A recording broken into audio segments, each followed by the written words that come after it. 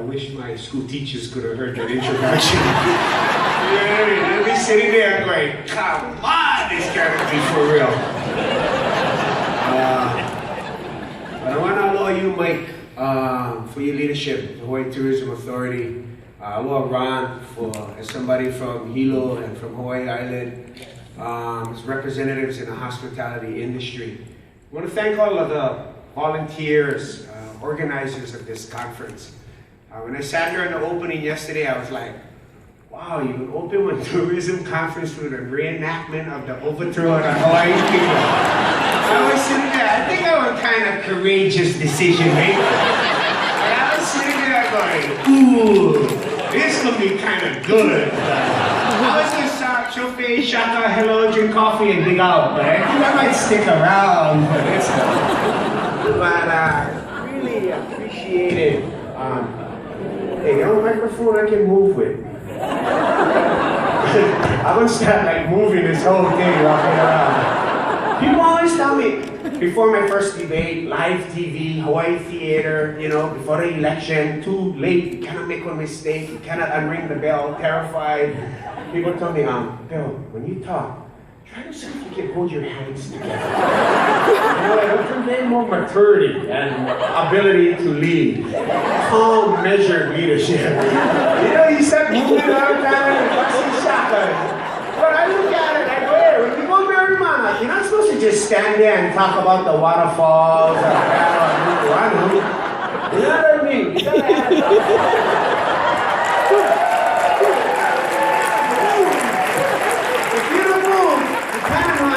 the story.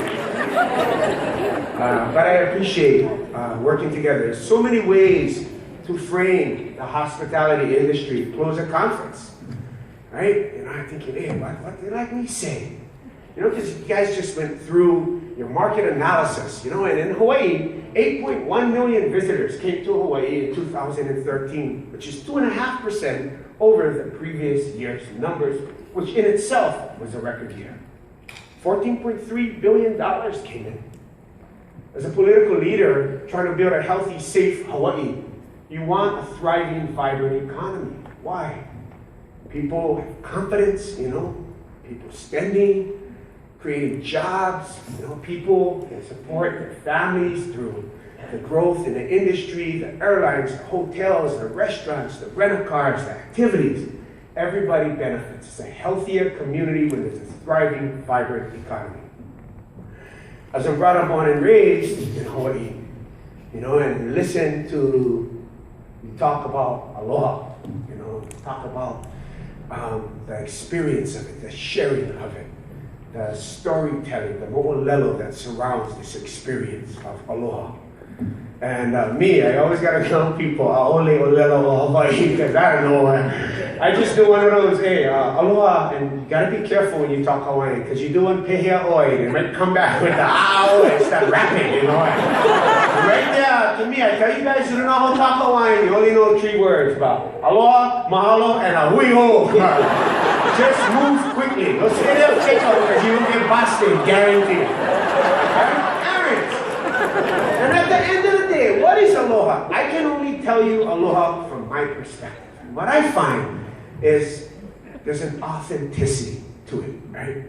It's real, it's simple. Sometimes we over-strategize things, we overthink things. You know, we want to come up with measurables and an evidence-based best practice to raise our numbers, generate revenue, and increase visitor arrivals. Length of stay, amount of visitor spending. These guys just drive people. Must have like a room full of guys just doing this. I think, I don't know. But at the end of the day, what are we selling? We're selling an experience. How do you like that experience be? How do you like people go, wow, that was cool. How do you get people say, wow, that was cool? They gotta feel good. How do you make them feel good? Make them feel real. Make them feel honest. You know, aloha, you know what I mean? Let's rebrand aloha. Based on our market analysis of our targeted demographic and a more frequent traveler, we believe we can define Hawaii as the islands of adventure. The islands of inspiration. People get paid big bucks. Some of you in this room right now. I don't care if you Kenoi, damn it, that's my analysis. I earned every nickel. Right? That's not what I'm talking about. I'm talking about when Shaka came on. I'm turmoil. Okay, it's like when I ran for office. I apologize. I don't talk about politics like global warming and geopolitical conflict, but politics, that's my job. I hate when politicians say, I'm not a politician. Hey, brother, you stand on the side of the road with your name on a t-shirt and you make your friend and family wear the shirt. You're a politician. When you're smiling at strangers on the side of the road, you basically lost all dignity and self-respect. When you tell the guys, there, Hawaiian, vote for me, you're not describing how you would strategically allocate limited resources and improve the economy. You're just doing this. And if people pass by enough, I went Kona. Nobody knew me in Kona. I never ran for office before I ran for big mayor. I'd stand on the road, guys would look at me, ooh. The next week they look at me, ooh. After that, their hand come off the wheel, and they shock up. But I had them at the end, beating up, but why? Because it's just simple, real. I had consultants that told me, first of all, you need to run as William Kenoi. Or maybe Bill, because Billy sounds too immature, like you're not prepared for leadership. I said, Brad, if I run as William Kenoi, nobody gonna vote for me, Brad. I don't know who that. I grew up Billy, I gotta beat Billy. They said, no, you need the 3 M's. To be successful, they said, to be successful in politics, you need a message, you need manpower, and you need money. And because if somebody has favorable ratings, you got to work on it, negative. What do you mean? Talk stink. No way. We live in Hawaii. Our kids play on the same beaches. We shop in the same stores. We go to the same churches. Dr. Martin Luther King once said, we all got here on different ships, but we all in the same boat now. When we talk about collaboration, cooperation, and collective effort, we're not just using this cliche of the 3 C's. We're talking about how to live and work together in an island community, right? We gotta treat people with aloha, and they think about it. Guys told me, hey, Bob, you don't want to do that. I said, I'm not going to do that. What you going to do then? I said, I'm going to say shaka and aloha, everybody, every day, all the time. Like, really? Everybody, every day, all the time. And the guys told me, what if that doesn't work? Then I want double shaka, double aloha, everybody, every day, all the time. And the guy said, is that a strategy for success? How are you going to win? Hopefully, by speaking from the heart, what my values and vision, and how I believe Hawaii can and should be. Hopefully good people say good things to other good people. And if good people say good things to other good people, we can win. Because not worth it for win the wrong way. I'd rather lose running the right way than win running the wrong way. We go out and we get these values, not from a textbook, not from a video, not from a song. We get these values from our kupuna, from our parents and the uncle, coaches, teachers. And they tell us from small kid time, hey, treat people with kindness, treat people with respect. And I wonder, as I was thinking about aloha, how come so hard? How come not so easy? We make this out to be the strategic Machiavellian chess game, when it's really just checkers. If I might get you to do something beneficial to the community, I don't need to see your allies, your friends, and see what their wants and prejudices and biases and work and see what it is. No, just go ask, and share with everybody what you're going to do, why you're going to do it, and how it will benefit everybody. And local style, if you talk story like that, work. No need to make fancy. Then I thought, hey, how come aloha? we've got to discuss it and talk about it. It should be intuitive and inherent and just part of everything we do.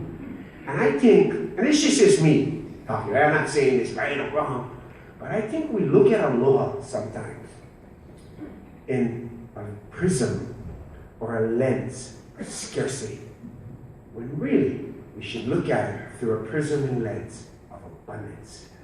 Yeah? When resources are scarce, what people do? They get competitive. You know, I do races where we all act like we together, all 4 mayors. I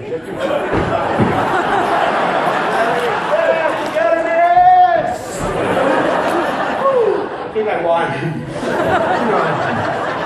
When the mayors go promote Hawaii, we don't say come Hawai'i Island, no go Maui, come over here, no go Kauai. Hey, the rising tide lift all ships, man. We let everybody come, go everywhere. Right? Aloha, everybody. But we get scarcity, get cutthroat, us versus them, me versus you. How come? No need to do that. No can do that. No enough for go around that way. But if we look at it the same thing, the same way, with no additional resources, no additional personnel or manpower, you know, I look at it, falling into that mode, Mayor, we need more. No, you don't need more. You just got to do a little bit better. You know, but if we look at it from abundance, what we do? Hey, go ahead, Brian, go first. Hey, bring your family, bring the kids, bring the friends. Tell auntie guys, go first, go eat. Hey, don't worry. Hey, no, I don't like take the last sushi. You know that last sashimi always sit on the plate. We just should whack 40 pieces off of that plate.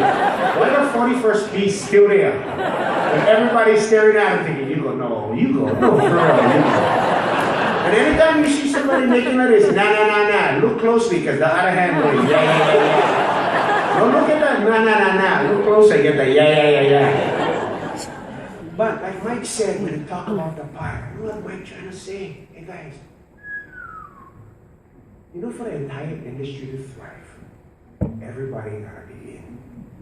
The airlines, the hotels, the whole spectrum of the hospitality industry gotta be in. But then the hospitality industry is just one sector of this broader economy, one entity in a larger community. Government gotta be in. You can make the fanciest, awesomest brochure, video, great soundtrack, Willie K on the background, whatever, slap K in. But if they come over here and the bathroom dirty and the pot grass no stare, just different, right? The community gotta be part of it, and they are. For anybody who's been to a charity walk, we just distributed over $250,000 to nonprofits on Hawai'i Island, generated by employees of the hospitality industry. That's a tremendous give, tremendous commitment. So nonprofits, community, industry, we're all in this together. But when I think about it too, I always think, how much is just right? Is that 9 million, 10 million? Is it just numbers? Or mean more than that? Right? I just like, even construction, we just go for these booms and busts. With construction, we fast track, we come out of a recession, everybody's been scared, capital markets have been frozen, you know, people get tired of being afraid, and consumer confidence just get unleashed and get this boom. And then we gotta bring in employees, and then, you know, we gotta bring in and just get, we don't have enough workers to fill the need, and like, oh, how much is just right? That's not arrogant, because you know why? As special as Hawaii is, our children, our grandchildren, our great-grandchildren, they gotta enjoy the same beautiful Hawaii. This beautiful, special place we brought to call home is not just for us. Because our parents, grandparents, and great-grandparents will gift us this beautiful, beautiful, special, spiritual, sacred place. And our kuleana and responsibility is make sure we hand them off the same way. Cannot degrade, cannot diminish, cannot minimize, cannot adversely impact. We gotta hand them over beautiful, special, feel good. When people ask me what I'm gonna do to make Hawaii a nice place to visit, I say, Bob, by making Hawaii a nice place to live. If we make Hawaii a nice place to live, our children grow up laughing, they feel safe, they get hope, they get opportunity, they grow up believing they can be anything they like be. when our family is strong, get love, get time, get patience, get respect, get compassion. When our kapunas can live the elder senior years with respect and dignity, because they deserve that. They gave so much to so many for so long, the least we can do. But they're on carrying capacity here in the middle of the Pacific. And we gotta figure out what is that number before we repeatedly exceed it, and then different come Hawaii. And the reason I wake up early and try to hire people smarter than myself and encourage them to do the best that they can and work long, work hard for less pay. I know, just keep going. You guys doing great. It's because at the end of the day, I'm like running to a child 30 years from now, and they go, how come, Uncle? How come like this now? I heard it wasn't like this before. So as we strengthen, grow, empower, support this wonderful industry that is our largest employer and provides so much to so many families, let us also work on keeping Hawaii clean, beautiful, a land of respect, love, and aloha. You know, a simple aloha, an authentic aloha. And I heard a story one time, and I always thought, wow, that's some cool story. You know me, I don't know Hawaiian, right? So people make them acronyms or break them up into what mean. I just nod. Oh yeah. You know, if you don't say nothing, they gotta say you right all wrong. Politician trick. I hear you. I understand you're frustrated. I do. I was going, wow, that's all then. That's all. Keep them simple. Keep them simple. That's why I talk pidgin. Anybody don't understand what I say? Just checking. Because I have people, excuse me, sir, you went to the University of Massachusetts in Amherst, and I know you can enunciate your English. What's the problem? Say, no, as a lawyer, I notice all conflict is because of either one miscommunication or lack of communication. So when I talk pidgin, I notice no ambiguity. Everybody just nod. Ever notice that when you talk pidgin? Never talk pidgin, no matter how complex the debate, and have had somebody just go, let it, pardon, excuse me, what is he saying? You know, you can talk pidgin and throw in a veritable plethora of challenges face us. And guys go, veritable plethora, how did that get in there? You know, just gotta let them know you was thinking about what they might have been thinking about. But it's ease of communication. Yeah, I used to defend falsely accused clients real quick. All my clients, guys tell me, how could you defend people like that? I go, how dare you ask me a question about that? Every one of my clients was falsely accused. We'll come to closing argument. This is how I talk. Aloha and simplicity. I just do them all the time. If you do them all the time, you don't need to think so much. If you aloha all the time, you don't need to worry so much. If you aloha everybody all the time, no need to look over your shoulder, no need second guess, no need doubt. If people mad at you, he alohas me one more time, damn it, that's the end. I'm blowing this and bringing this house down. I've never heard too much aloha. But when I used to talk, I realized communication, how important in pidgin. So I would do a closing argument. It was called my how can defense. Because according to the law, right, there's facts and there's law. So the prosecutor put on their case, and they're righteous, you know, they're standing up for truth, justice, and the fundamental constitutional rights our founding fathers, blah, blah, blah. On my side, it's fairness, you know, and it's my falsely accused client. So the state got to prove my client guilty beyond a reasonable doubt, which is a legal certainty under the law, right? Beyond preponderance of the evidence, beyond clear and convincing evidence, it's beyond proof beyond a reasonable doubt. And I make them write like this, so seem really high. The jury looking way up. Proof beyond a reasonable doubt. They thinking, no way they met that burden. Tell them, ladies and gentlemen of the jury, you just heard all of the evidence presented, all of the testimony submitted. And if any of you, throughout the presentation of evidence, testimony, and submission of exhibits, if any of you looked at that, because the judge has instructed all of you that you must not find my client guilty unless and until the state proves him guilty beyond a reasonable doubt. And I know all of you are asking yourselves, what does that mean? Ladies and gentlemen, I'm not telling you what it means. The judge has just told you what it means. Proof beyond a reasonable doubt. Reasonable doubt is defined as a doubt based on reason and common sense. And I know all of you still asking yourself, but what does that mean? That means, ladies and gentlemen, throughout this entire trial, if at any time you thought to yourself, huh? How can? That is reasonable doubt, and you must find my client not guilty. How can? And I don't see a Filipino man, the old Japanese lady, retired military, okay, you go. I was thinking the same thing. Anyway, you guys, I aloha all of you for what you do for all of us. Let us continue to keep Hawaii a beautiful, special place to call home, to live, work, play. Because then, that'll always be a special place to visit. To those of you who contribute to our economy and job creation and a healthy, safe Hawaii future, I say mahalo. Hawai'i Tourism Authority, to all of those of you who invest, not just in our community, not just in our economy, but in our people. Say mahalo. Hope you guys continue to have a wonderful 2014. Take care, everybody. God bless, and mahalo for having me here today. Aloha.